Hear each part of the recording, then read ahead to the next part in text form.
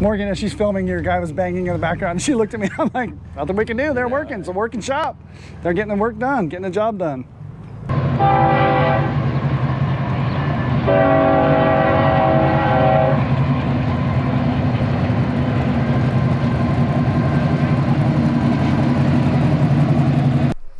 And we've got Morgan here slanging the camera. She's actually doing the filming for us on this shop tour episode walkthrough. So another car that I seriously dig is the VW Things, and these were based on old war vehicles that they re-released these in the 70s, I believe. But these things are tough when they're lifted and center lines and some BF Goodrich's on it and the whole nine. Yeah, these are awesome, awesome machines. This is one of the kids that works here's project. Him and his girlfriend are resurrecting it, you know. Yeah, 73 and 74, the only two years they brought them here. They were built from 68 to 82. Is that right? Something like that, yeah. I didn't know there was that big of a spread. Yeah, there was a huge spread. And then, like I said, it was based off of some of the World War II German military vehicles that are very similar, right, style-wise. All right, Fish, where are you taking us next? I can show you our barn of stuff. That's probably our last little area. I can always show a hidden thing inside this Miller Lite if it's open enough. Let's see if I can pull this. This is, when running a business, what's the saying about the auto body guy's car is always the one that needs paint the most? Right. Well, this is my mistake or whatever flaw. That's my 55 Beetle needing resurrected. Some point I'll get to it. One of the cool things I like about it, a friend of mine helped me figure out how to paint plaid. So the engine's painted plaid. It has Australian trim on the side with plaid inserts as well. And the nitrous bottle under the hood is painted plaid. And I'm like, you guys know I'm a sand car guy, but I'm like, oh my gosh. So this is a 36 horse original motor. I've had some gentlemen that are doing real rare, expensive, vintage speed type equipment builds. Yeah. So before I blew up their high dollar stuff, I figured I should lean on one real hard. So motor initially put 24 horsepower to the back tires. I tried to build this without buying the original Crasa kits or the Judson supercharger, so I leaned on this, tried to figure out what I could build without going crazy, and I got 54 horsepower to the back tires. Nice. So you basically over double what you had before. Yeah. And still, it's only a 1200 cc 36 horse base, but there's probably $1,000 worth of porting and polishing on the heads, and I could have built a 1641 that's faster. But at the end of the day, folks, so this is why Fish is talking my language, and this is why I like coming to visit shops like this. Watch your step, there's a brake drum on the ground. A lot of folks would be like, you did what? You doubled the horsepower and you did what? But it's an engineering marvel in the sense that how much horsepower can we get out of that? And Fish dedicated himself to doing that with the porting and the polishing and making this thing opened up and run as smooth as it possibly can with the most amount of horsepower that it can get out of it. And that to me is just fun, because what could we do? We could bolt that dual blower engine in here, blow us, and all that, and we can make this thing fast. But how do you make it fast and stay there? And stay that same CC or the style of the engine. So this is a fantastic machine, and I used to have a 55 oval window. Nice. The 6-month. So I see your taillights. I was missing the taillights. Those taillights are impossible to find. They're so hard to find. A friend of mine had a 55, and he was in the same ballpark as I was, no taillights. And he went to the Pomona show in California. He went to Buggarama in Phoenix. He went to every show for 2 years and found like lenses at one show. Oh, right. Just pieced them together.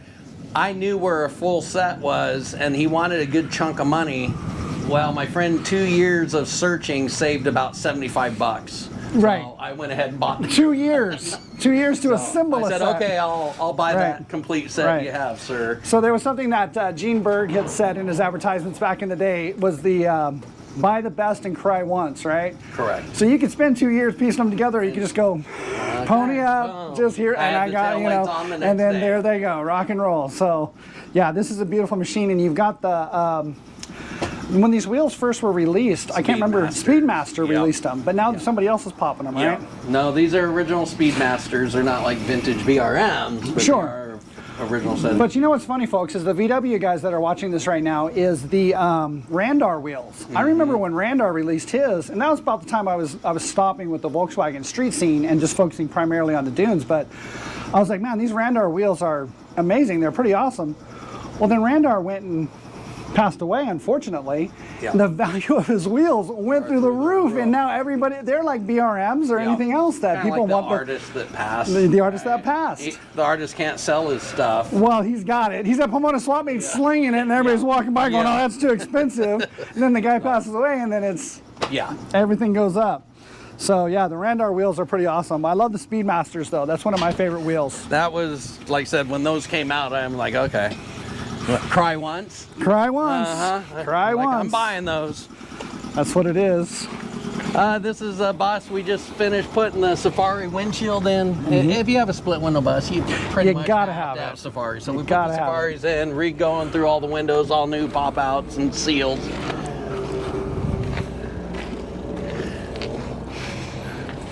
Oh, this is another storage room, basically, of all the pieces and parts, restorations that are getting worked on.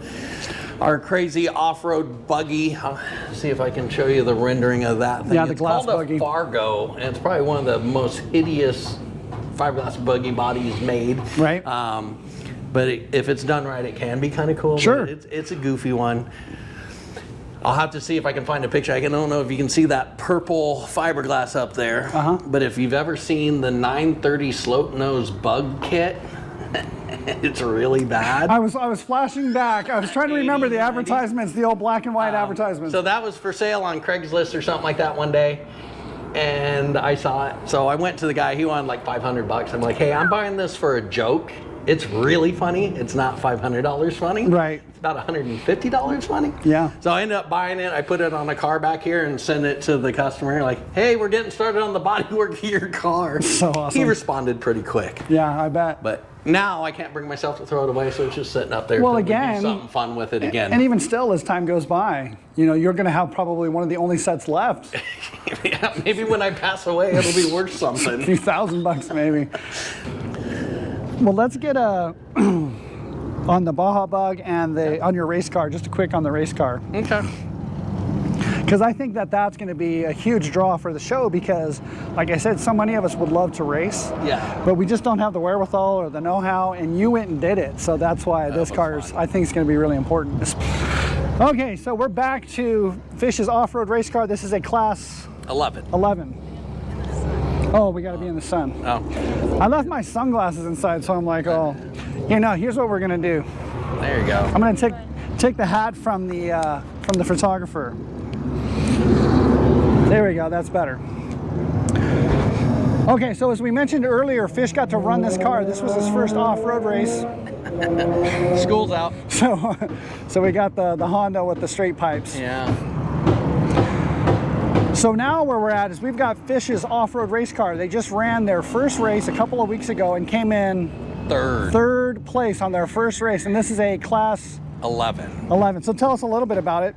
Basically, the class 11 is stock suspension. Everything's been reinforced and strengthened, but basically front shock travel is stock.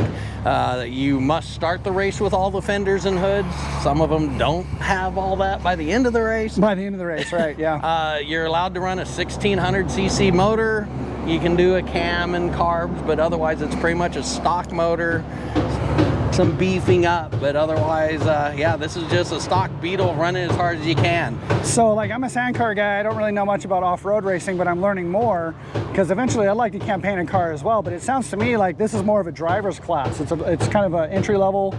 Everybody's car is almost the same. Almost the same. Who can finish? Yeah, okay. And it's budgeted. You know, you can get into one and splurge on some stuff here and there, but at the same time you can't go buy a 2000cc motor and just plug it in and yeah. So it helps keep the budget in check. for, you know, the small guys. The whole, I gotta give props to the Class 11 scene. There's a Facebook Class 11 Junkies. We rolled in, first race we'd ever done, had no stickers on the car. Those people were great. They helped, you know, my wife and my friend's wife were the pit people. Like, they'd never been there, had no idea. These people came and helped us get third. Without them, we couldn't have done it. So it's a great family thing and people, and we had such a blast. I can't, it's been long enough, I'm ready to get back in the car. Get 100 miles in this thing, you're pretty ready to get out of the car. We're going to follow up. We're not going to go over this whole car, but we're going to follow up in the future. We're going to go over this complete car. We'll find out how they did during that race and get the story behind that as well. But I don't want to get too in depth on this one, Fish, because we're going to do a full episode on the races and the race car. The Baja Bug.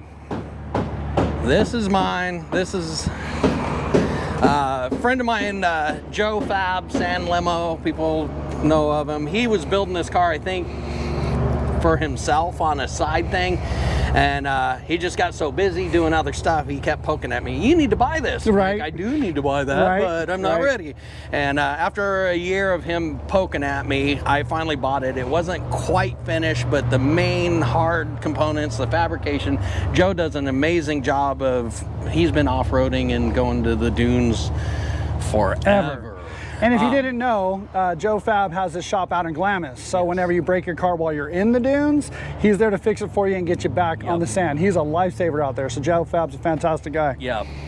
So this is, it started life as a 60. It is a true Semaphore Beetle. Let's see here. There we go. It did get an oval window section grafted in just because that's fun. So Fish fooled me because I came to your show that you had, what, about 3 or 4 months ago, the parking lot show.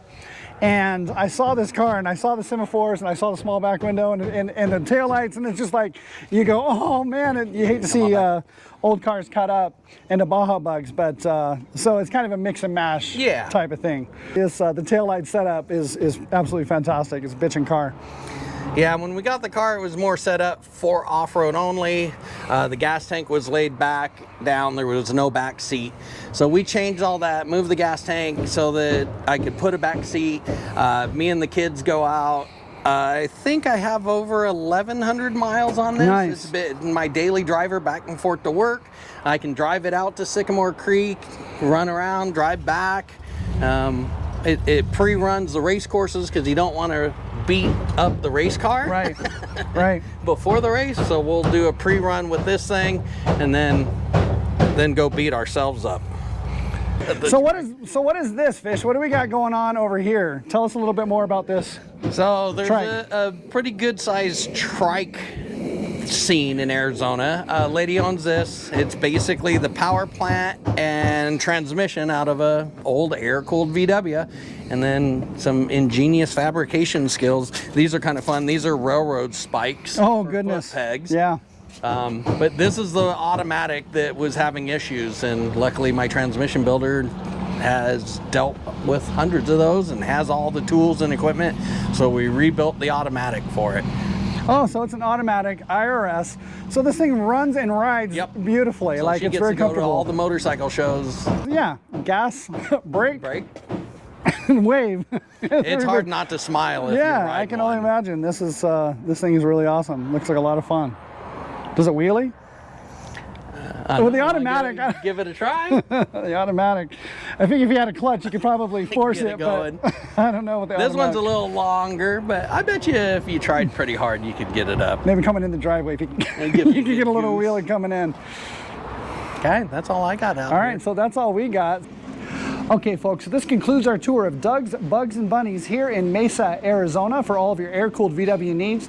Definitely hit these guys up. They have an amazing shop, and as you can see, they can do pretty much anything you need, from parts to restorations. I'd like to give a special thanks to Fish and Rebecca for giving us the opportunity to tour their shop and take a couple hours of their time. Otherwise, that's all I got. Thank you for watching. See you in the dunes.